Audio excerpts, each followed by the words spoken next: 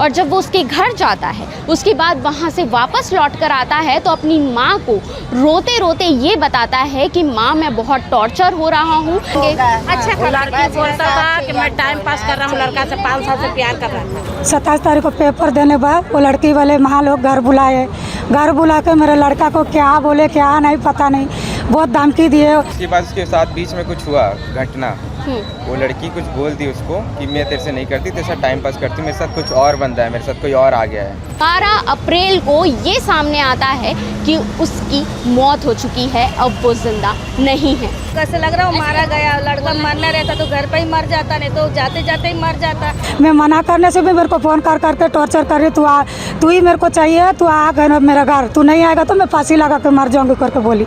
उनका संदेह ये है कि इसमें जो है लड़के को का किसी के द्वारा मर्डर किया गया है, जिस पर से उनके द्वारा आवेदन दिया गया है 9 तारीख को। हाँ।